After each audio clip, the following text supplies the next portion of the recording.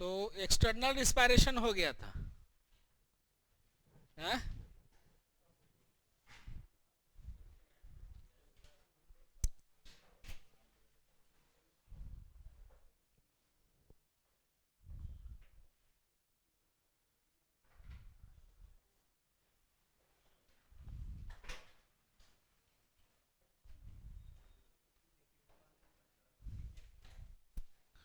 देखो हमारे पूरे बॉडी में ऑक्सीजन और कार्बन डाइऑक्साइड का जो ट्रांसपोर्टेशन होता है वह किसके द्वारा? तो हेमोग्लोबिन के द्वारा। ठीक है, मान लो कि यह लंग्स है,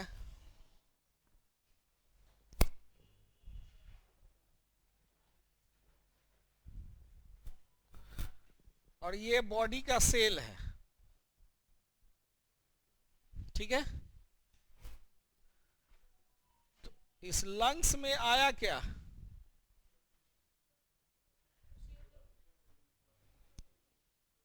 CO2 वाला आया। ठीक है,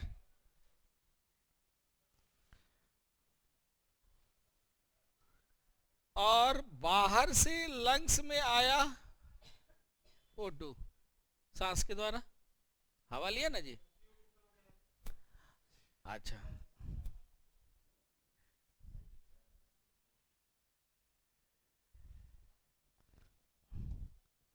सांस के द्वारा क्या लिए? O2 नहीं। जब इसमें ब्लड आएगा तो क्या होगा कि ब्लड का हेमोग्लोबिन ऑक्सीजन से अभिक्रिया करके बनाएगा HbO2। इसको कहोगे ऑक्सी हेमोग्लोबिन।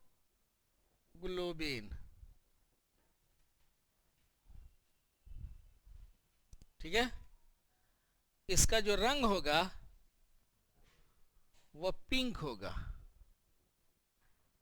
ठीक है, कैसा रंग होगा? पिंक कलर का होगा।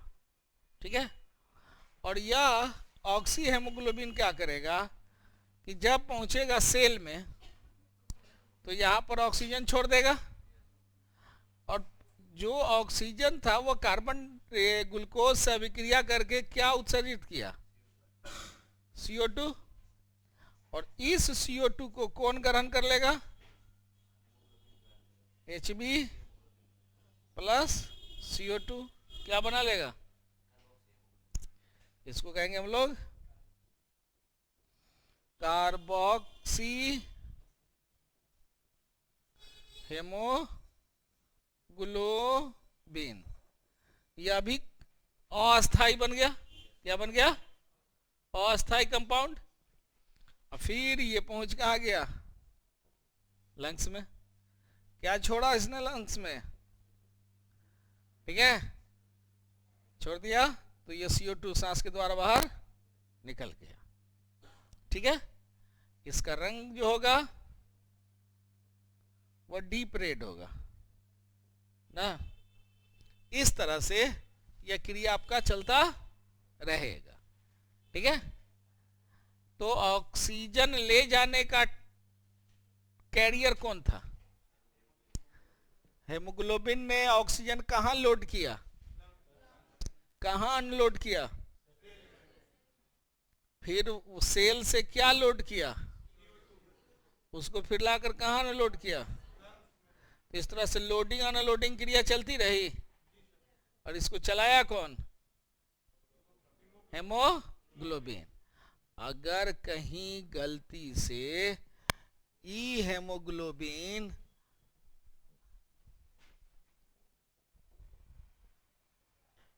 कार्बन मोनोऑक्साइड के साथ अभिक्रिया कर लिया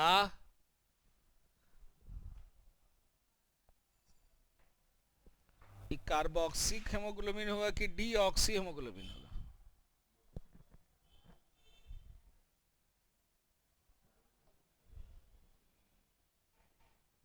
ये डीऑक्सी हेमोग्लोबिन बनेगा। तब ई क्या होगा? कार्बोऑक्सी हेमोग्लोबिन ग्लोबिन, और ई जो होगा ये परमानेंट कंपाउंड हो गया।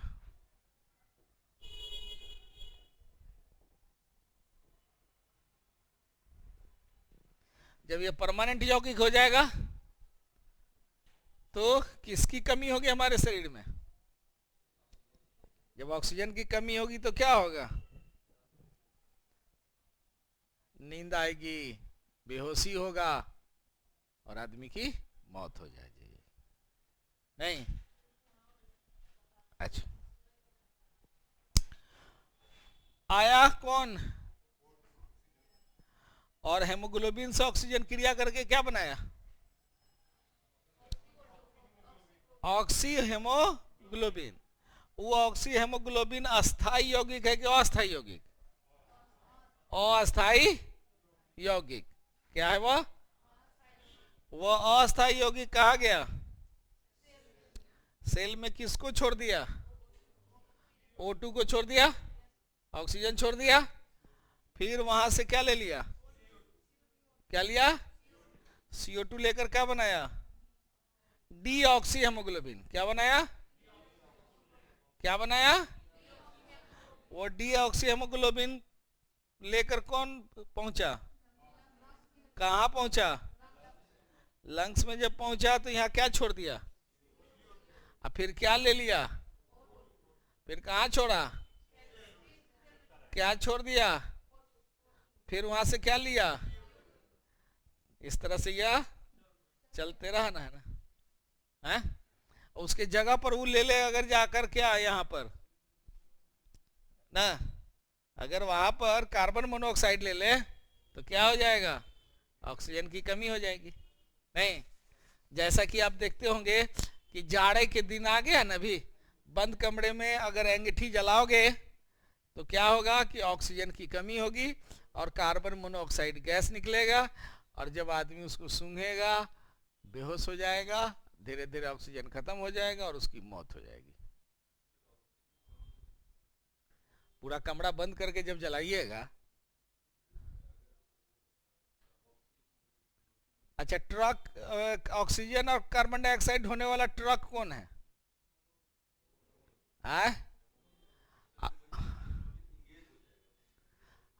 इंगेज क्या हो जाएगा? ट्रक पर अलकतरा लाद दोगे और गर्मी में जब पिघल जाए तो कहीं अनलोड होगा?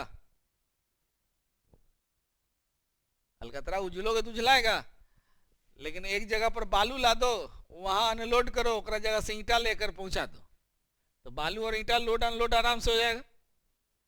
वो बेचारा गलती से ट्रक पर अलकतरा लाद लिया, और जब अलकतरा लाद लिया तो गर्मी में अलकतरा सब क्या हो गया? पिघल गया।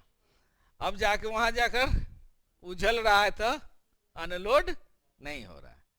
नहीं? तो उसी तरह से हमारे शरीर का ट्रक कौन है? अब वो बेचारा का जगह खाली तो हो नहीं रहा है, खाली दौड़ रहा है, दम नहीं ना घुटता है। दम नहीं ना घुटेगा, नींद आएगी बहुत अच्छी। नींद आते आते आते आदमी जो है सो बेहोश हो जाएगा, सांस धीरे धीरे चलने लगेगा ना, हार्ट बैठेगा, लंग्स बैठे। अरे पटने में तो कोई घटना हुआ था कई बार, जिसे नहीं भाई अंगीठी जला के नहीं। अरे एगो प्रेमी और प्रेमिका क्या किया कि कारे में जो है सो प्रेमालाप कर रहा था, कार एसी था, और करते करते वो चला सब गया गैरेज में। गार्ड देखा कि अरे, तो वो क्या किया कि शटर गिरा दिया। जब शटर गिरा दिया, अब लोग उसी में अपना गपशप कर रहा है, कार चल रही है। अब कार के लिए जो जगह था वो बड़ा था कि छोटा? छोटा था।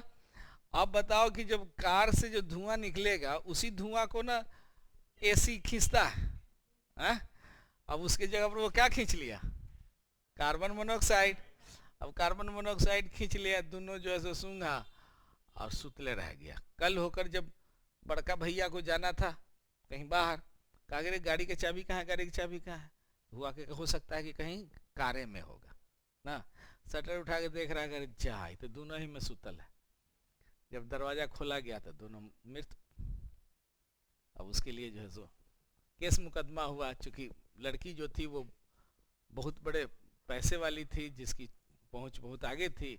लड़का जो था वो एक मंत्री संतरी का बेटा था। नहीं, मुकदमा चल रहा है।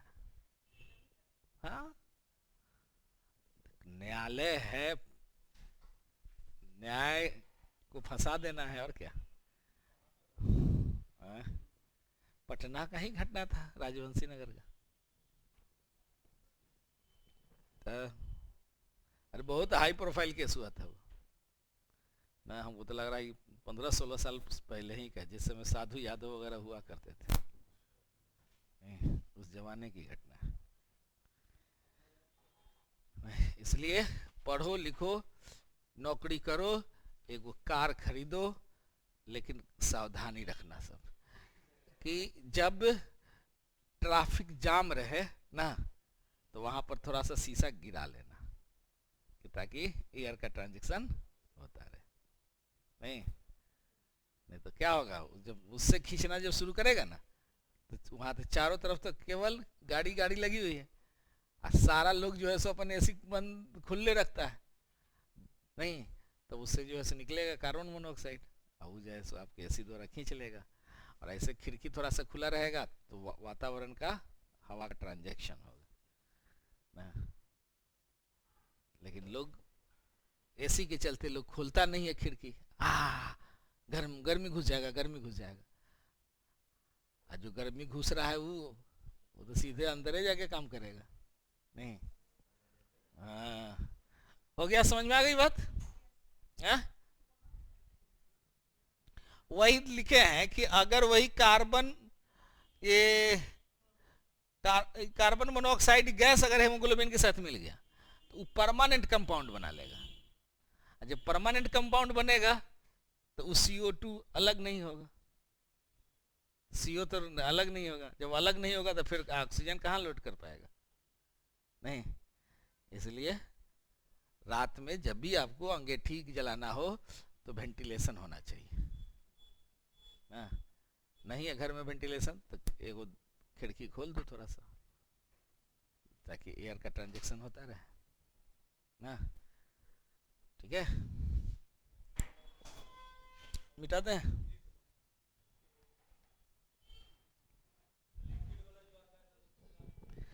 इलेक्ट्रिक वाला अगर जलाना है, चारों तरफ से कमरा अगर बंद है, तो घर में क्या कीजिए कि 2-4 जगह पर प्लेट में पानी रख दीजिएगा, क्योंकि वो क्या करता है कि वायु को ड्राई कर देता है, आपके नमी को खत्म कर देगा।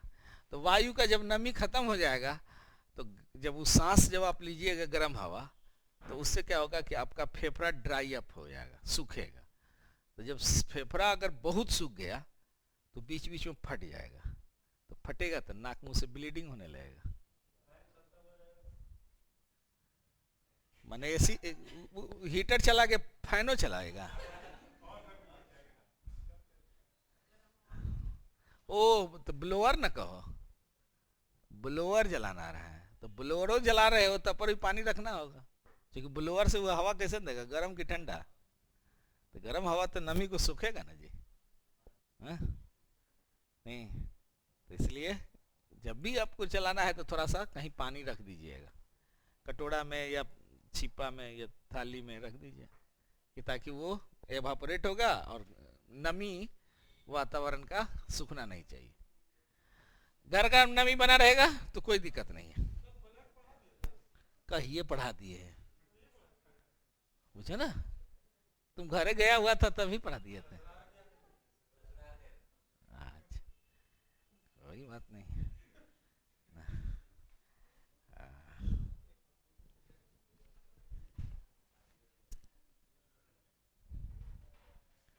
अब देखो,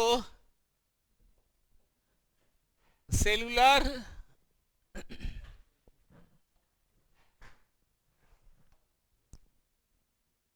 सेलुलर रिस्पायरेशन,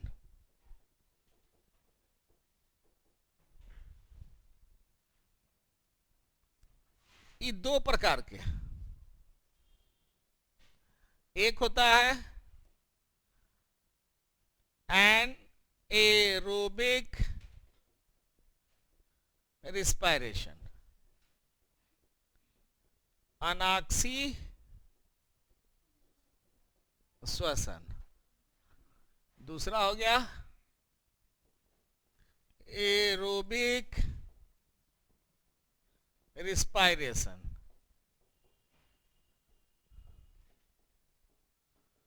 ऑक्सी श्वसन। ठीक है, ये दोनों के बीच लाइन दे देना। कोष्कीय कोष्कीय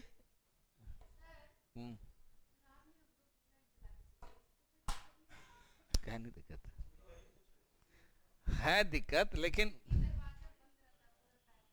एकदम पूरा थोड़ा सा भी कहीं वेंटिलेशन नहीं है।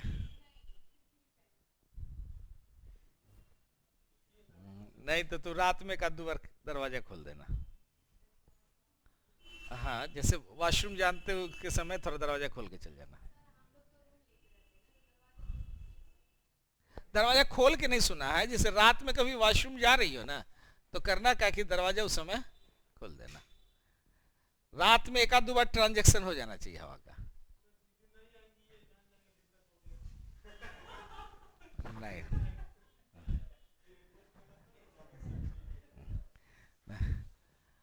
तो थोड़ा सा ट्रांजैक्शन वगैरह होते रहना चाहिए। अगर ट्रांजैक्शन नहीं होगा तो थोड़ा सा दिक्कत होगी। इसका मतलब है कि तुम मजबूत हो। ठीक, अच्छा, नहीं हो रहा है तो अच्छी बात है, लेकिन उसका असर ब्रेन पर पड़ेगा धीरे धीरे। हाँ, हाँ,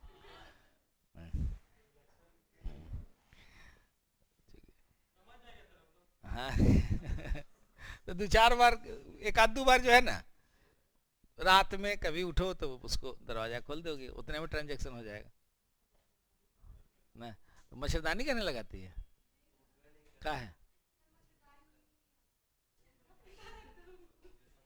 अरे, सबसे बेस्ट उपाय वही है ना। हम लोग हम लोग का तो ना तो दिक्कत ज्यादा बुझाएगा, तो करना का कि मच्छरदानी अपना बेड पर लगा के जमीन पर सो जाना। मच्छर मच्छर कंफ्यूज रहेगा ना, मच्छरदानी के चारों तरफ घूमता रहेगा, पूछेगा कि गई कहाँ, गई कहाँ, गई कहाँ ना। तो वही उपाय करना। नहीं जी, हाँ, ऑलआउट में गंद नहीं रहता।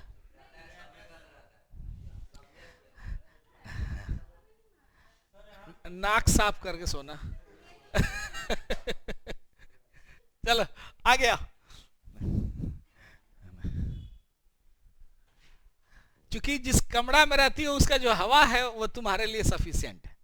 अब उस छोटा कमरा रहता और 2-4 और लोग उसमें सोए रहते हैं, तब जो है सो दिक्कत हो जाता है। इसलिए कि जो ऑक्सीजन जो उसमें है वो ऑक्सीजन तुम्हारे लिए पर्याप्त है। ठीक है, इसलिए कुछ नहीं हो रहा है। वो हमको याद नहीं आ रहा है, लेकिन चाहिए। लिखो अनाक्सी श्वसन या श्वसन, या श्वसन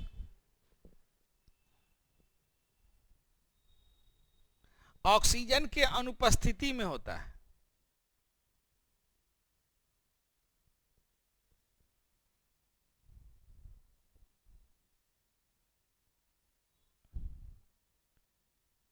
इसमें लिखो या श्वसन ऑक्सीजन के उपस्थिति में होता है।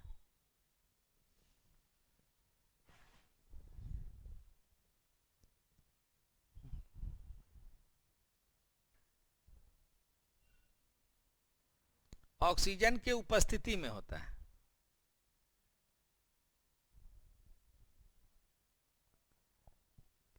फिर लिखो अनाक्सी में या श्वसन प्रोकैरियोटिक जीवों प्रोकैरियोटिक जीवों, ठीक है, जैसे जैसे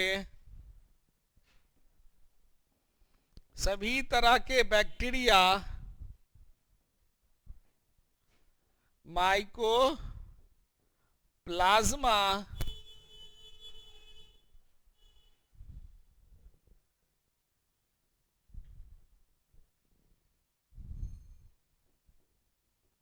साइनोबैक्टीरिया, जिसको ब्लू ग्रीन एल्गी कहते हैं, आदि में होता है, इत्यादि में होता है।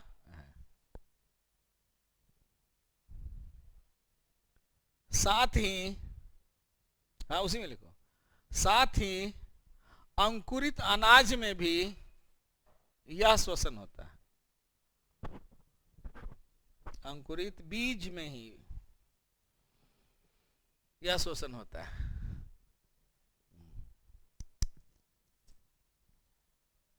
हो गया? अब लिखो इसमें ऑक्सी में, यह श्वसन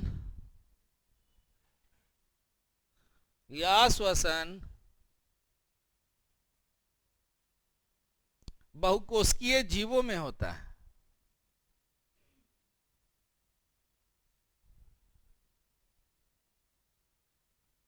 बहुकोशिकीय जीवों में होता है।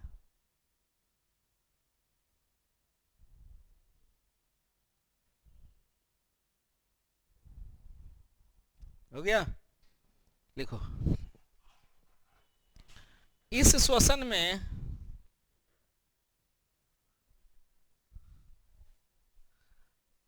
नहीं अनाक्सी में, इस श्वसन में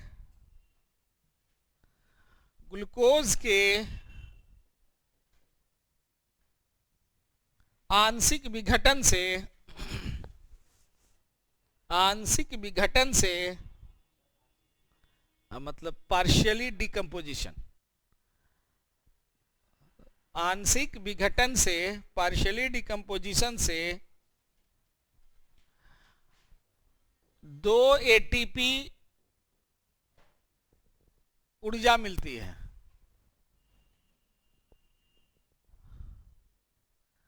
2 एटीपी ऊर्जा मिलती है। हो गया? फिर लिखो इसमें, इस श्वसन में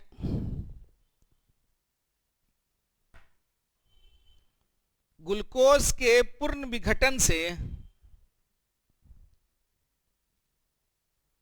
ग्लूकोज के पूर्ण विघटन से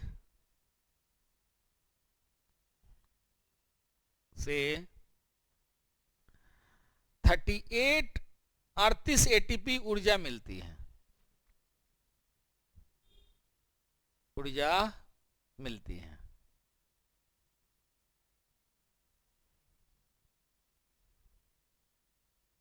हो गया? यह श्वसन अनाक्सी में, यह श्वसन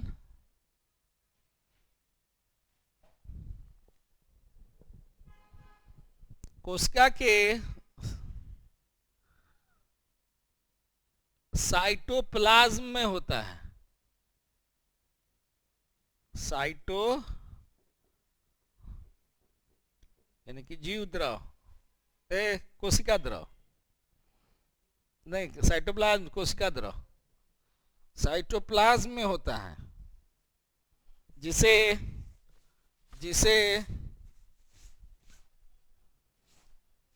ग्लाइकोलिसिस कहते हैं, जिसे ग्लाइकोलिसिस कहते हैं। हो गया? लिखो, यह श्वसन 2 चरण में होता है। हाँ, इसमें ऑक्सी में ऑक्सी में लिखिएगा। यह श्वसन 2 चरण में होता है, ठीक है। पहला ग्लाइकोलिसिस, जो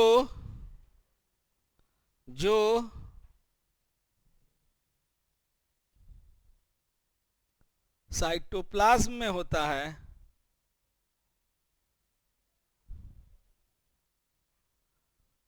और दूसरा लिखना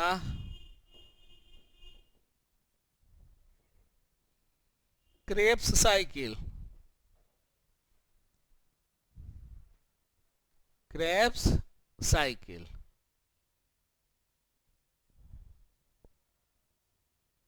जो माइटोकॉन्ड्रिया में होता है, माइटोकॉन्ड्रिया में होता है।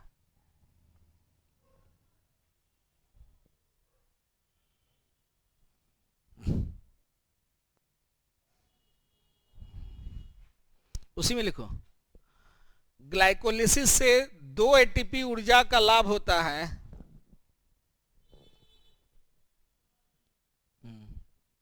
उसी में लिखना है, ग्लाइकोलिसिस से 2 एटीपी ऊर्जा का लाभ होता है, जबकि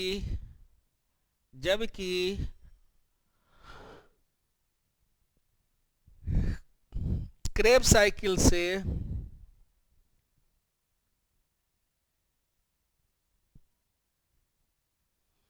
36 एटीपी ऊर्जा का लाभ होता है।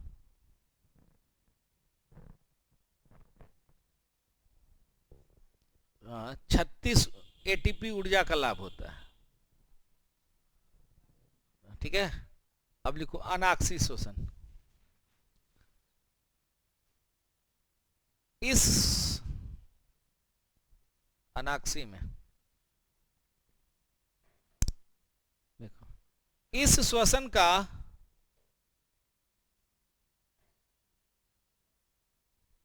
अंतिम उत्पाद, ठीक है, एंड प्रोडक्ट, अंतिम उत्पाद पाइरुविक एसिड, जिसको पाइरुवेट भी कहते हैं।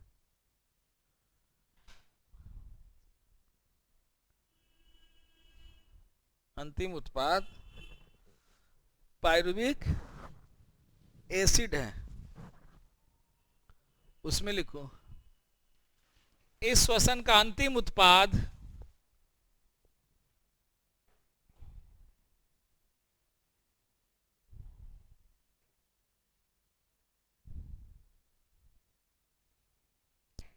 दो प्लस 36 बराबर 38 एटीपी ऊर्जा है।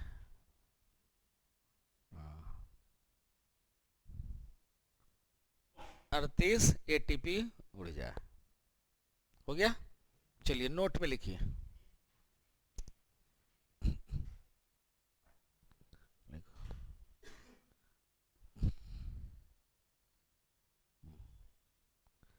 स्टार्च युक्त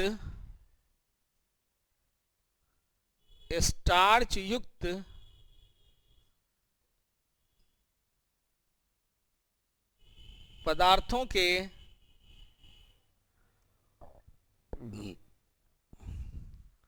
फर्मेंटेशन क्रिया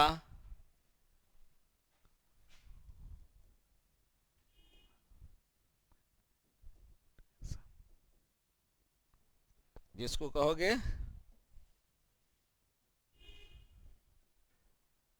किण्वन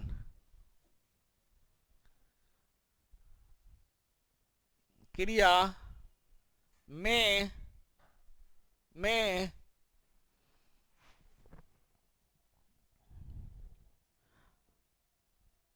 चाहे से लिखो ना, फर्मेंटेशन क्रिया भी में काट दो। हाँ, फर्मेंटेशन क्रिया भी अनाक्सी श्वसन की तरह होता है, अनाक्सी एनेरोबिक, अनाक्सी श्वसन की तरह होता है,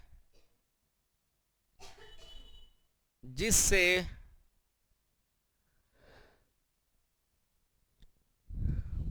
बने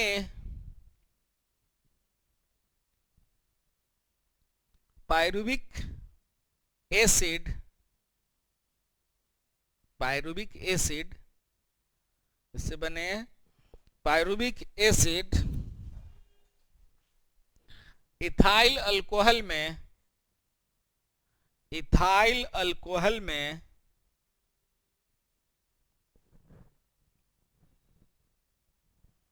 अल्कोहल में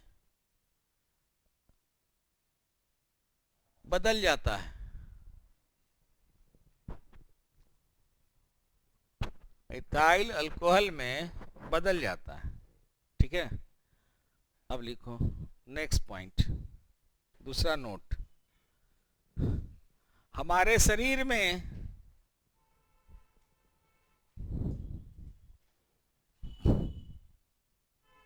pyruvic acid, pyruvic acid lactic acid में बदल जाता है, लैक्टिक एसिड में बदल जाता है, जिसके जिसके जमा होने पर मांसपेशियों में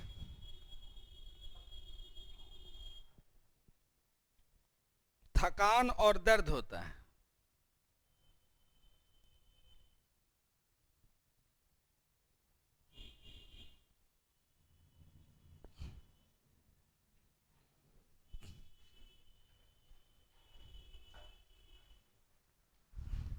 चलो यहां समझ लो। मान लिया जाए कि यह अगर कोई बैक्टीरिया है ना,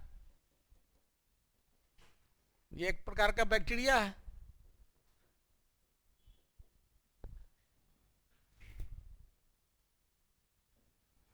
इस बैक्टीरिया को भोजन ये करना है,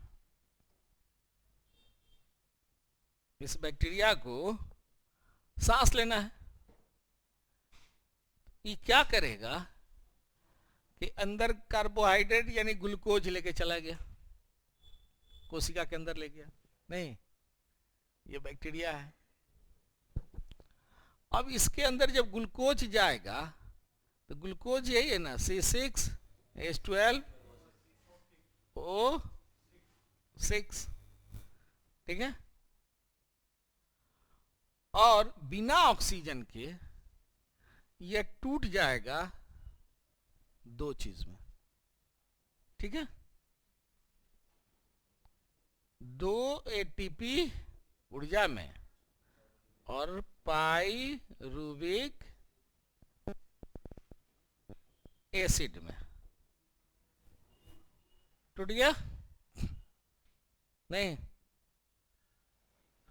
बेचारा इसी 2 ATP से अपना ये काम चलाएगा। छोटा सा तो जीव है, बहुत है 2 ATP नहीं। लेकिन हम लोगों का जो शरीर है उसमें मान लो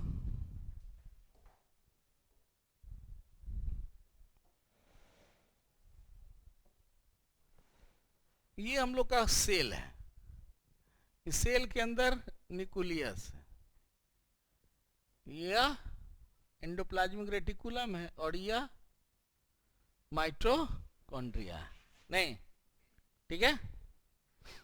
अब हम लोगों ने जो भोजन किया कार्बोहाइड्रेट, किस चीज में बदल गया, ग्लूकोज में, किसमें बदला, और यह जो ग्लूकोज था ब्लड के माध्यम से कहाँ गया, कोशिका में। अब कोशिका में जब जाएगा तो कोशिका के अंदर कहाँ श्वसन होता है, माइटोकॉन्ड्रिया में।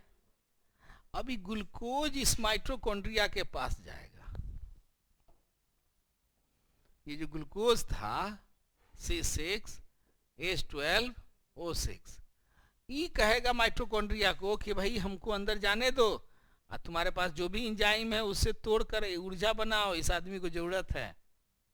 नहीं, लेकिन ये माइटोकॉन्ड्रिया कहेगा कि रे तुम हो बड़ा, हम हैं छोटा, कैसे तुमको हम ले लें? तो उपाय करो, तुम जो है टूट जाओ। तो बेचारा ग्लूकोज टूटेगा। नहीं, तो जब ये ग्लूकोज टूटेगा तो 4 ATP में और 2 गुने पायरुविक एसिड में टूट गया।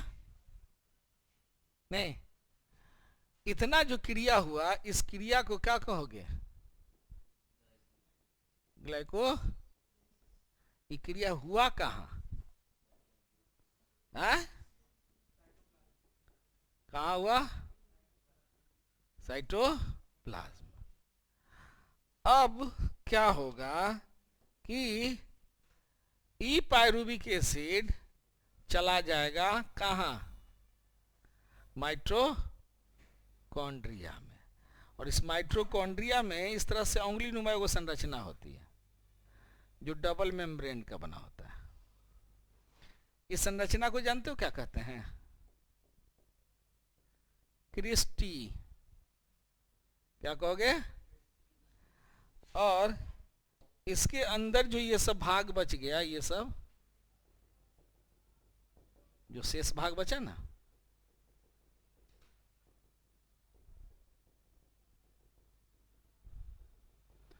इसको कहोगे मैट्रिक्स। क्या कहोगे? मैट्रिक्स। नहीं, अब ये पायरुविक एसिड इसमें चला जाएगा। अब इसके पास में बहुत सारा इंजाइम है, 17 तरह का इंजाइम है। अब वो क्या करेगा कि ई पायरुविक एसिड जब माइटोकॉन्ड्रिया में जाएगा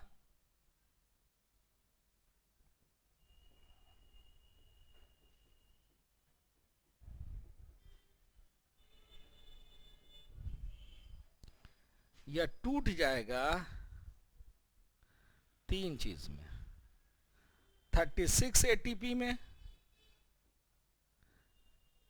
6 CO2 में और 6 H2O में। ठीक है, टूट गया? नहीं। अब ई पायरुविक एसिड अगर ये माइटोकॉन्ड्रिया में नहीं टूटा तो ये पूरा प्रोसेस को क्या कहोगे?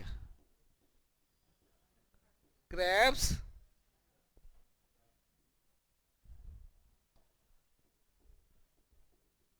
और यह क्रेब्स साइकिल कहां होता है? माइटोकॉन्ड्रिया में। माइटोकॉन्ड्रिया के किस में? मैट्रिक्स में। किस में होगा? मैट्रिक्स में। क्रिस्टी क्या करेगा?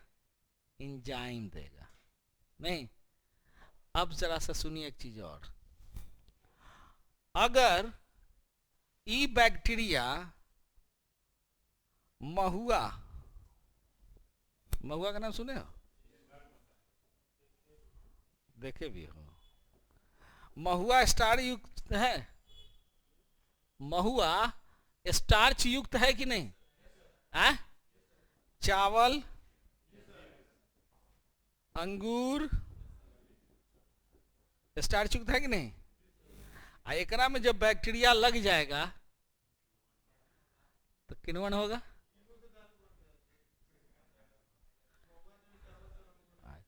तो जब किण्वन होगा तो क्या बनेगा? पायरुविक। और यही पायरुविक एसिड क्या बन जाएगा? Ethyl alcohol. नहीं, अब जब ये इथाइल अल्कोहल बन गया तो बिहार में पीना मना है। अच्छा, तो क्या हो जाएगा, ये इथाइल अल्कोहल है ना, तो C2H5OH ये बन गया। अब यही इसको हम लोग कहते हैं spirit of wine. Ethyl alcohol को क्या कहते हैं? स्पिरिट ऑफ मतलब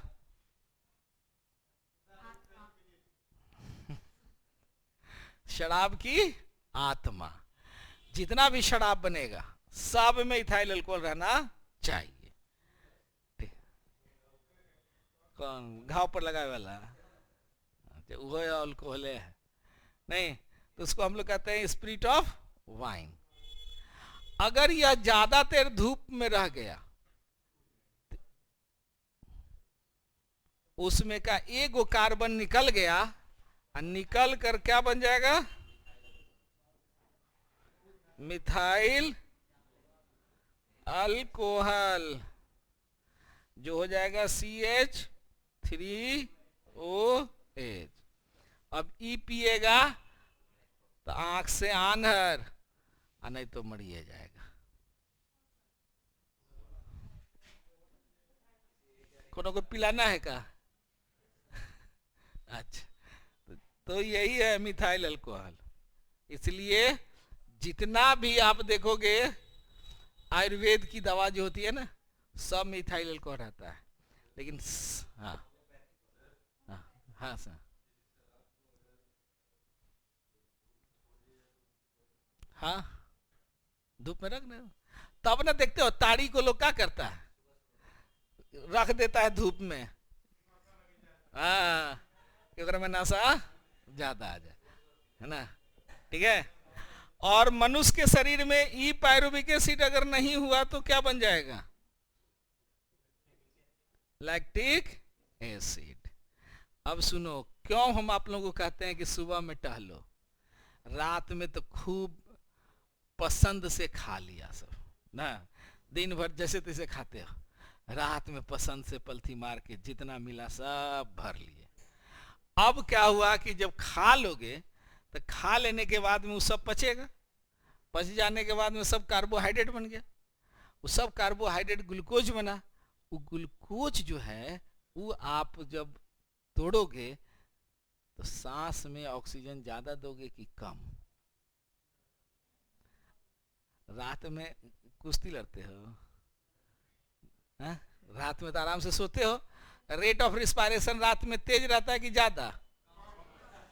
बिना मच्छरदानी के सोतोगे तो रेट ऑफ रिस्पायरेशन बढ़ जाएगा ना, क्योंकि नहीं बढ़ेगा।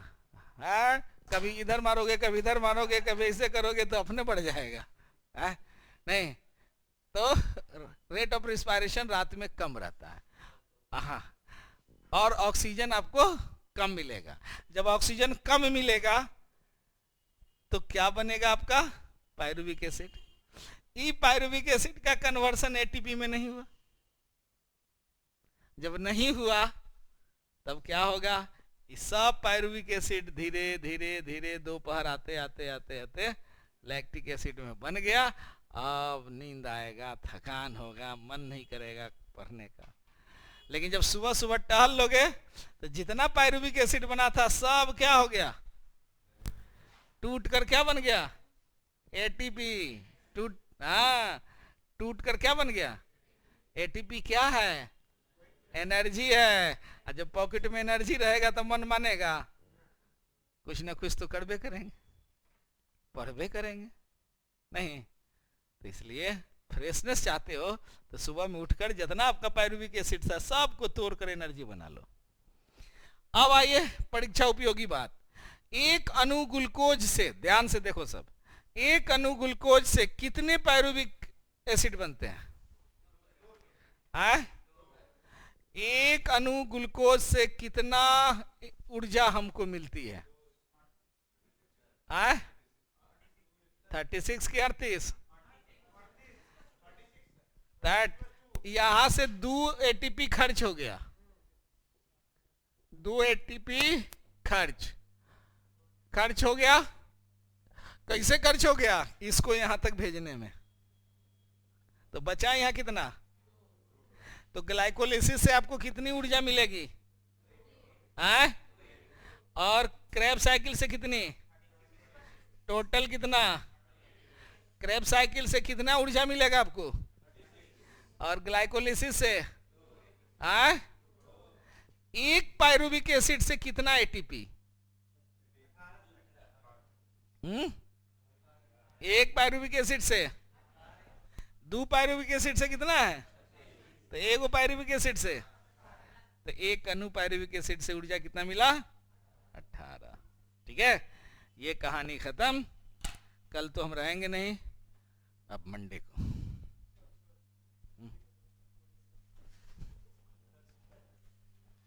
हाँ, इसे भी फ्राइडे को